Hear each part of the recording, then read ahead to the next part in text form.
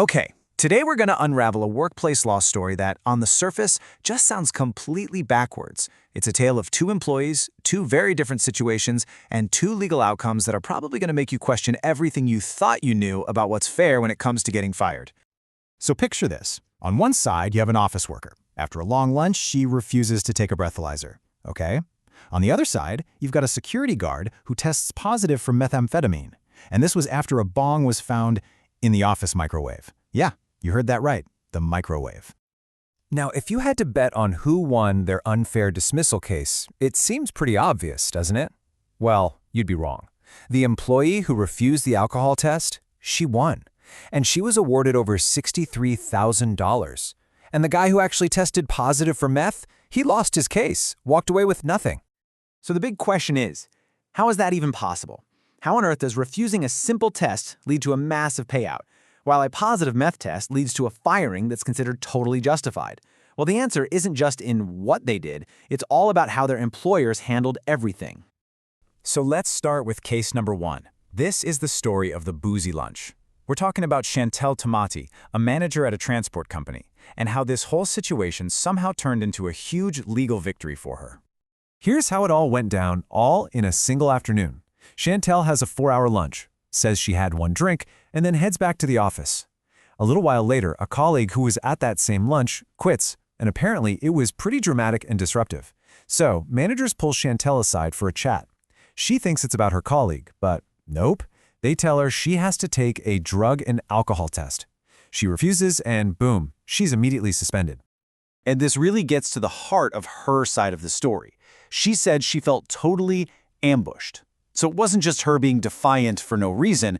She felt like the whole thing was a completely unfair attack on her character, especially because her bosses couldn't give her a straight, clear reason for why she specifically had to take this test. And this is really where her employer, MQT, started to dig its own grave. First, they gave her conflicting reasons for the test. One minute it was random, the next it was for cause. When she asked to see the company's own policy, they couldn't even produce it right away. They did no formal investigation at all. And to top it all off, an HR manager reportedly just threw the documents across the table at her. They just skipped all the steps and went straight to firing her. So the whole case hinged on this really crucial legal principle, a lawful and reasonable direction. See, an employer can't just tell you to do anything they want. The instruction has to be reasonable given the situation. And the Fair Work Commission looked at this whole mess and said, because the company was so inconsistent, so unclear, and couldn't even point to any signs of intoxication from their own policy, their direction to take the test was not reasonable. And that unreasonable direction came with a hefty price tag. The commission ruled her dismissal was unfair, and because MQT completely failed on process and on being reasonable, they were ordered to pay Ms. Tomasi $63,500. Okay, let's switch gears completely and look at our second case. This is where things get, well, pretty different. This is the story of Jethro Issa, a security guard, and the bong in the microwave that started a chain reaction leading to his dismissal. I mean, you really can't make this stuff up. An employee at a distribution center opens the microwave in the security gatehouse, probably to heat up some lunch, and instead finds a bong. As you can imagine, this discovery was the clear, direct reason the company immediately brought in testers. They were obviously concerned that security guards might be using drugs on duty. So when security guard Jethro Issa got tested, his results came back positive for methamphetamine. And as you can see, it wasn't just a little bit positive. His level was over 200 nanograms per milliliter. The company policy limit, 50. So he was more than 4 times over the limit set out in his own company's rulebook. Now, Ace's defense was basically, hey, I only use on my days off, I wasn't impaired at work.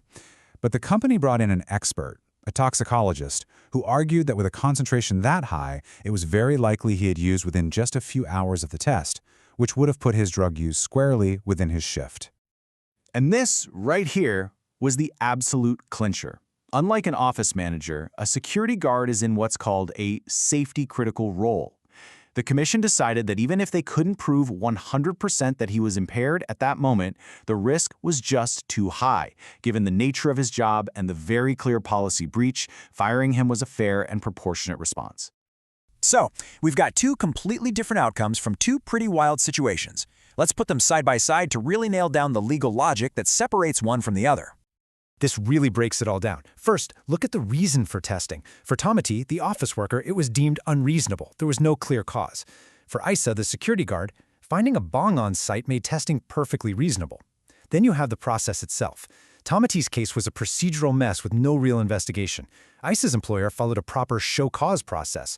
The jobs themselves are night and day, office work versus safety-critical security, which all leads to the final breach. Tamati was punished for refusing an unreasonable direction, while Isa was fired for breaching a reasonable policy. That's the whole ballgame. That's why one was unfair and the other was fair.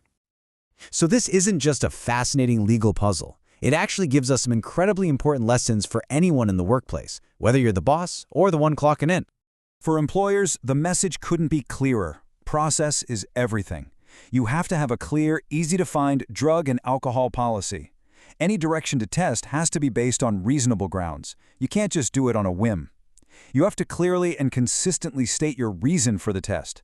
And most importantly, you have to follow a fair and thorough investigation before making any decisions.